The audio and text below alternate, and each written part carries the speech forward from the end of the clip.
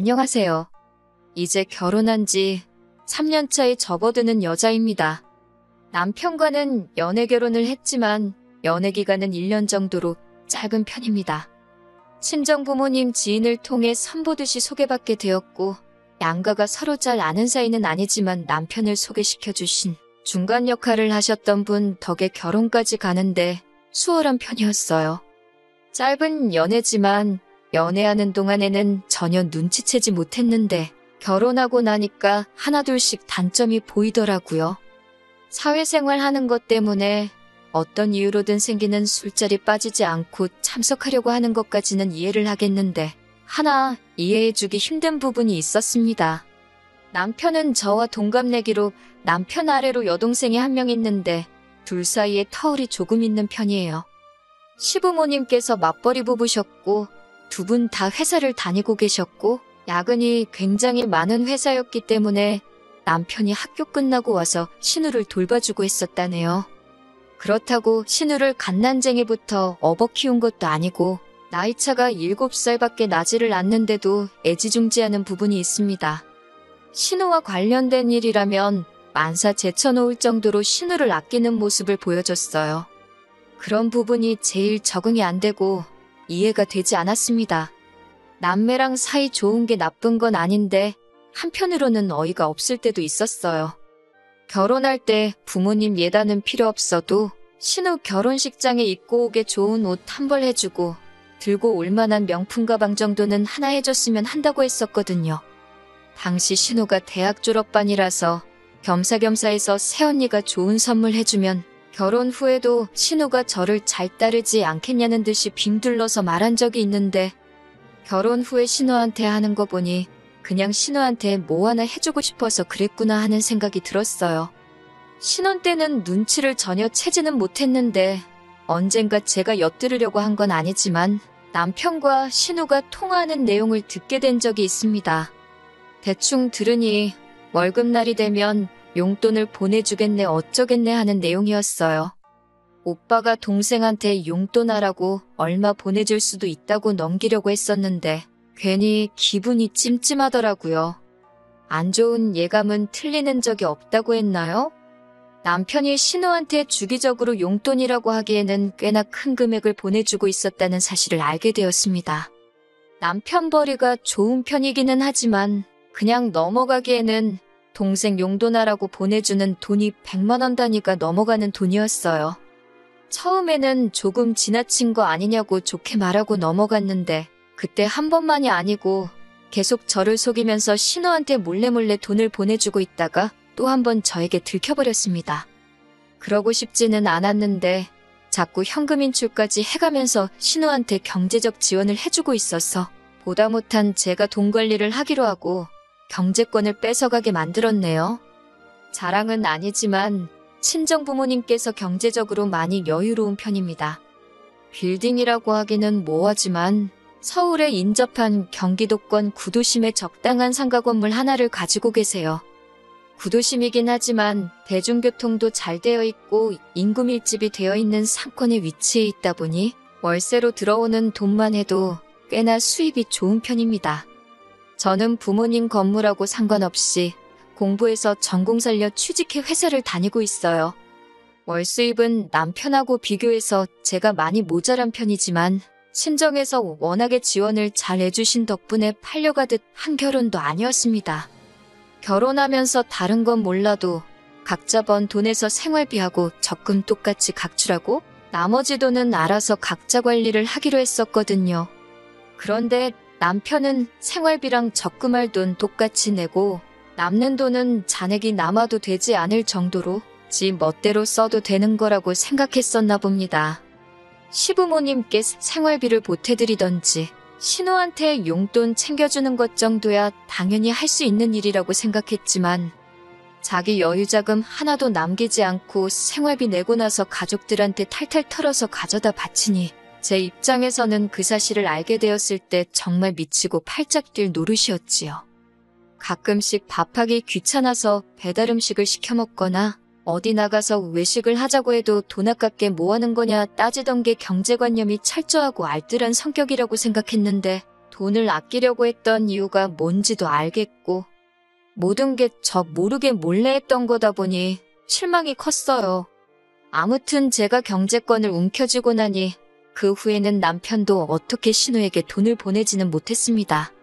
시부모님 용돈은 제가 알아서 잘 챙겨드렸고 신우한테는 일절 돈 한 푼도 가지 못하게 했었어요.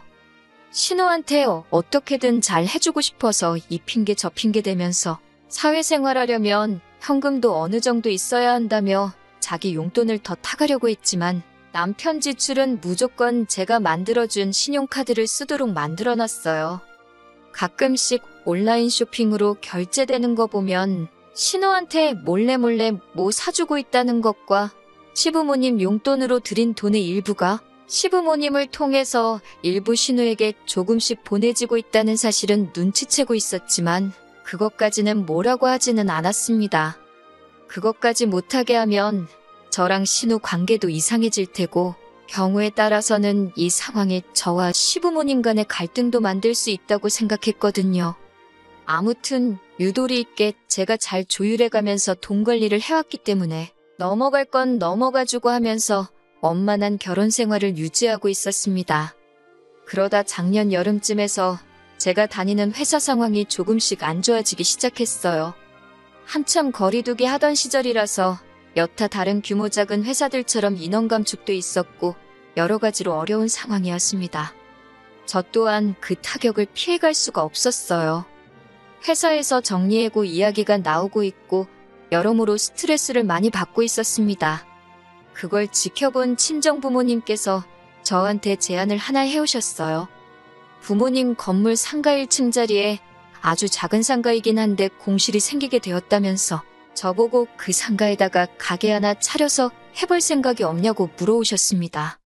이야기를 들어보니 그 자리에서 원래 장사하던 분은 어떻게 일이 잘 풀려서 그 자리에서 번 돈을 가지고 근처에 더 큰 상가로 이전을 하게 되었다는 거예요.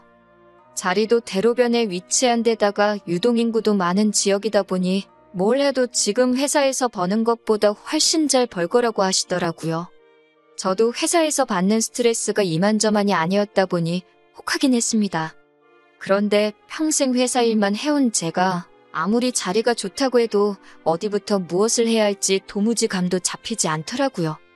그러다 남편이 자기 지인의 지인 중에 작은 상가 건물 같은 곳에 사업하는 거 컨설팅을 해주는 사람이 있다고 그 사람이 아주 마이다스의 손이라고 하면서 그 사람 도움받은 사람 중에 잘 안 된 사람 찾는 게 더 힘들다고 하더라고요. 그리고 저보고 혹시 관심 있으면 지인의 지인 통해서 다리를 한번 놓아주겠다고 했어요. 아무것도 모르는 제가 맨땅에 헤딩하는 것보다 전문가의 도움을 받는 것도 나쁘지 않겠다는 생각이 들었고 만나서 손해볼 것도 없다고 생각했으니 남편한테 부탁해서 어렵게 자리를 만들었습니다. 그리고 그 컨설팅 해주는 사람을 만났어요. 멀끔하고 훤칠하니 신뢰가 가는 첫 인상을 가진 사람이었습니다. 그런데 몇 번 도움을 받으며 만나고 있는데 첫 인상만큼 신뢰할 만한 사람이 아니라는 느낌을 받았습니다. 해주는 이야기는 전부 다 제가 조금만 인터넷 검색을 해보면 나오는 이야기들 뿐이고 오히려 컨설팅을 빌미로 자꾸 둘이서 어디 분위기 좋은 곳에 가서 식사나 한번 하자는 둥. 다른 사업하는 사람들은 어떻게 하고 있는지 답사 다녀오는 거라 핑계를 대면서 제사보다 제밥에 관심 있어 보이는 게 너무 티가 나더라고요. 집에 남편하고 있는데도 자꾸 연락을 해오고 하니 이 사람이 전문가라는 느낌보다 사짜 느낌이 너무 나는 것 같아서 거리를 두고 지내고 있었습니다. 그렇게 무슨 사업을 할까 알아보는 와중에 쓸데없는 걸로 시달리다 보니 너무 질리기도 했고 시간이 지나고 나니 회사 사정이 점점 나아지게 되면서 정리해고 이야기도 쏙 들어가게 되었고 힘든 시기에 실적이 좋았던 사람인 저한테 좋은 자리까지 제안이 들어왔습니다. 그래서 저도 가게 하는 것도 좋지만 역시 제가 공부해오고 잘하는 일 하는 게 좋겠다는 생각에 가게 차리는 건 그만두기로 했어요. 그런데 남편이 저한테 왜 가게를 안 하냐고 하면서 자리가 아깝다고 하는 겁니다. 그 자리에서 장사하던 사람이 돈 벌어 나간 거 보면 자리 좋은 건 안 봐도 뻔한 거고 비슷한 업종으로 가게를 차리면 그 장사하던 사람이 만들어 놓은 손님도 그대로 가져가는 거나 마찬가지인데 너무 아깝다고 하는 거예요. 일리 있는 말이긴 하지만 제가 장사는 해본 적 없고 엄두가 나질 않아서 못하겠다고 말했습니다. 남편은 그럴 거면 그 자리에서 신우가 장사를 해보게 하는 건 어떻냐고 물어왔어요. 처음엔 저도 또 신우냐고 하면서 지 동생 득대는 거라면 아주 발벗고 나선다고 질색을 했습니다. 그런데 남편이 신우가 대학 졸업하고 자리를 못 잡고 있으니 아무래도 오빠인 자기가 더 신경을 쓰는 게 아니겠냐고 하더라고요.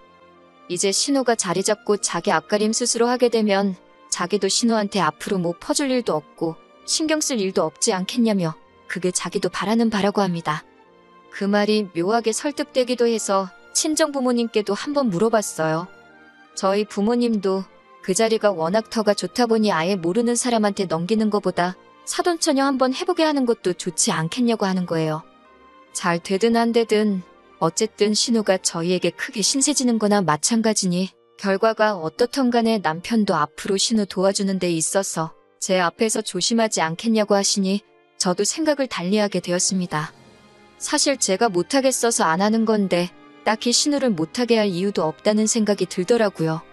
조건은 남들보다 조금 더 좋게 해주긴 하겠지만 월세를 안 낸다는 것도 아닌데 신우가 생각이 있다면 한번 해보는 것도 좋겠다는 생각이 들었어요. 어차피 신우가 못하겠다고 떨어져 나가도 친정 부모님께서 딱히 손해보시는 건 없는 거나 마찬가지였으니까요. 하지만 신우 또한 대학 졸업 후 아르바이트를 해본 것도 아니고 회사를 다니고 있는 것도 아니고 어쩌면 저보다도 더 사회생활에 무지한 건 저와 마찬가지인 상황이었습니다. 하루는 남편이 그때 그 사람하고는 어떻게 되었냐고 묻더라고요. 그러면서 대뜸 신우가 도움이 필요할 테니 신우 보고 그 사람을 한번 만나보게 하는 게 좋지 않겠냐고 물어보는 겁니다. 저는 그 사람이 저한테 한 짓들에 대해서는 괜히 남편의 지인 그리고 그 지인의 지인까지 엮인 상황에 여러 사람 불편한 관계 만들고 싶지 않아서 저 혼자 쉬쉬하고 모르는 척 하고 있었거든요.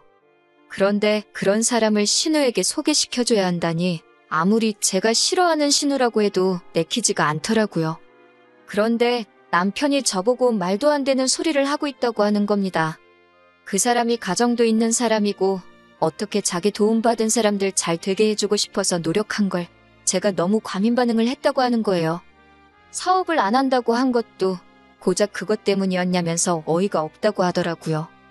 돈도 잘 벌고 가정도 있는 양반이 뭐가 아쉬워서 저 같은 아줌마한테 꼬리를 치겠냐고 하면서 말입니다. 저 같은 아줌마라니 아무리 그래도 자기 와이프한테 할 말은 아니지 않나요? 저도 모르게 욱하더라고요. 그래도 최대한 분을 가라앉히면서 신우는 나보다 어리고 결혼도 안 했는데 혹시나 무슨 일이 있을 수도 있지 않냐고 걱정스레 말을 해줬더니 그 사람한테 도움받는 게 얼마나 어려운 줄 아느냐며 자기 연줄로 어떻게 소개시켜준 건데 저보고 성공할 기회를 제 발로 날린 바보 멍청이랍니다. 저는 신우가 걱정돼서 해준 말인데 남편은 저한테 혹시 신우가 잘 될까봐 그게 싫어서 그러는 거냐면서 투덜거리기 시작하더라고요.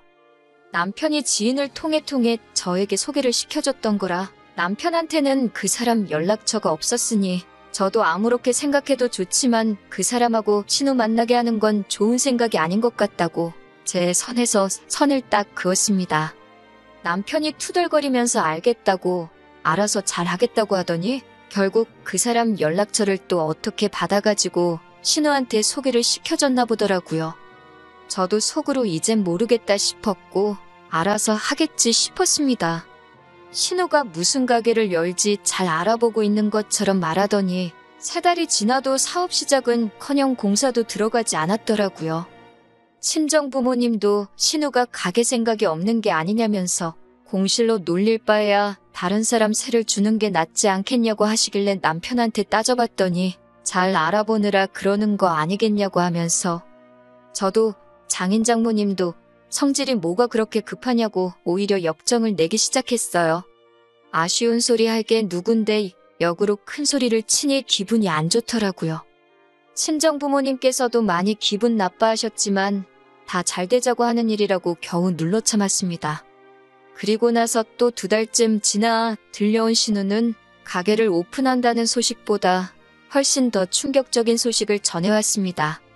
제가 생각했던 대로 그 남자는 사업을 도와준다는 이유로 신우에게 추근덕거리기 시작했고 세상 물정 모르는 신우는 그 남자와 만남을 가지기 시작했던 거예요.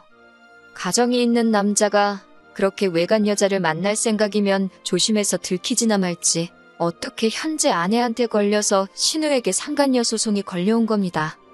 뭐 대단한 일 한다고 한 건지 그 남자 핸드폰으로 대놓고 호텔 들락거린 증거까지 시키지도 않았는데 지들끼리 알아서 찍어댄 바람에 그 남자 집구석은 완전히 파탄이 나버리고 이혼 소송까지 걸린 상황이라 하더군요. 그리고 그쪽 집에서 신우한테는 신우대로 상간녀 소송을 따로 걸어온 거고요. 둘이서 재밌다고 찍은 증거물 때문에 그 부정행위의 정도가 지나쳐도 너무 지나치다는 인정을 받게 되면서 신우 앞으로 위자료도 거의 최고액에 가깝게 책정이 되었더라고요. 이제 막 사회생활을 시작할까 말까 하는 어린 신우는 당장 3천만 원에 달하는 위자료를 물어내게 생긴 겁니다. 저는 분명히 말렸는데 기어이 제 말 안 듣고 하더니 신우 앞으로는 상간녀 소송이 걸려버리고 아주 남의 집 구석 파탄을 내다 못해 애지중지하고 있는 신우 인생까지 같이 꼬아버린 거예요. 하루는 신우가 저를 찾아와서 그걸 제 탓이라고 따지더라고요. 제가 자기 오빠한테 말한 걸 당사자인 저한테 말해주지 않았다고 그 사람을 만나는 걸 알았는데도 말리지 않고 방관한 제 잘못이라고 하는 겁니다. 남편도 옆에서 거들기를 자기도 그때 착각을 했다고 하더라고요. 그때 제가 말한 건 신우한테 위험을 경고하듯이 말한 게 아니라네요. 제가 이미 결혼한 여자인데도 외간 남자한테 데이트 신청을 받는다는 둥 남편인 자기한테 마치 자기 과시를 하고 싶어서 착각한 걸 자랑처럼 말을 한 게 제 잘못이라는 거예요. 설명이 충분히 되지 않았다는 겁니다. 이게 말인가 똥인가 웃기지도 않아서 상대도 해주기 싫었는데 신우가 이게 다 저 때문에 벌어진 일이라고 우기면서 저보고 자기 앞으로 걸린 위자료를 내달라고 하는 겁니다. 그리고 그이 앞으로 걸린 위자료도 저보고 내주라는 당치도 않는 개소리를 하더라고요. 내가 신우, 네 것도 내줄 생각 없지만 그 자식 위자료는 왜 나한테 찾느냐고 따졌습니다.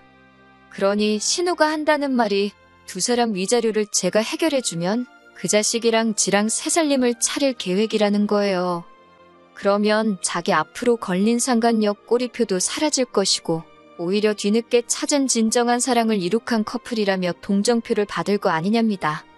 남편도 그 이름에 걸맞게 아주 남이 편이라는 걸 보여주고 싶었는지 저보고 옆에서 그렇게 해주자고 부추기더군요. 그 남자가 능력도 좋고 하니 신우 인생도 책임져 줄 수 있을 거 아니냐고. 그동안 제가 자기 월급을 관리했으니 그 정도 모아놓은 돈은 있는 거 다 안다고 빨리 내주자고 하는 거예요. 그걸 내가 왜 내주느냐 따지니 잘 생각하라는 겁니다. 신우 인생 또한 제 손으로 파탄을 낸 거나 마찬가지니 이제는 제가 싫어하는 신우 뒷바라지도 해주게 생긴 거 아니냐고 하는 겁니다. 평생 신우 책임져 줄 바에 두 사람 위자료 내주고 결혼시키는 게 오히려 싸게 먹힐 거라는 거예요. 뭔 되도 않는 자신감으로 짓거리는 말인지 싶더라고요.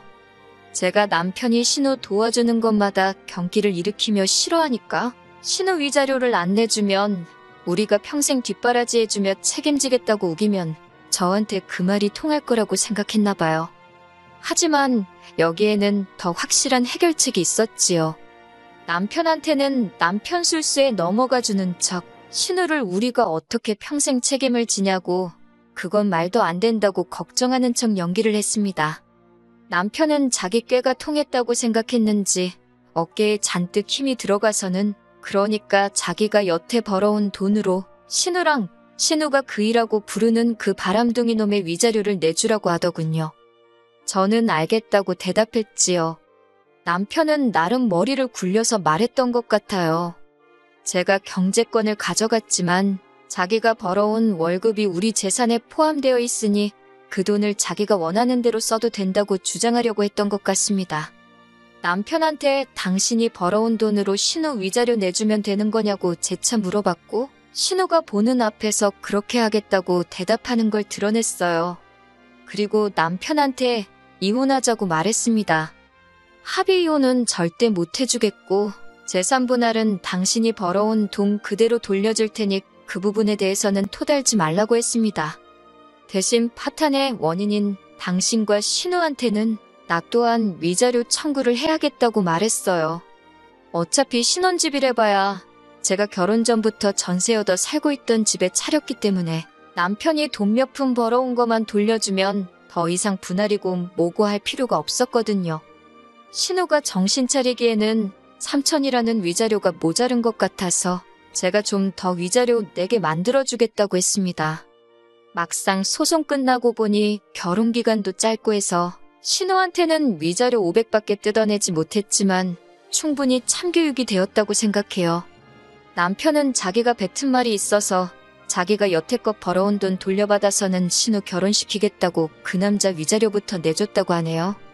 남편도 저한테 위자료 줘야 할 게 있고 모아놓은 돈이 그것 전부 다 내주고 나올 만큼 많지도 않아서 신우 위자료는 그쪽 집에 분할로 내주기로 했답니다. 그런데 웃긴 건 그 남자 남편이 위자료 내주자마자 신우는 상대도 해주지 않고 다른 여자를 만나고 다닌다고 하는 것 같더군요.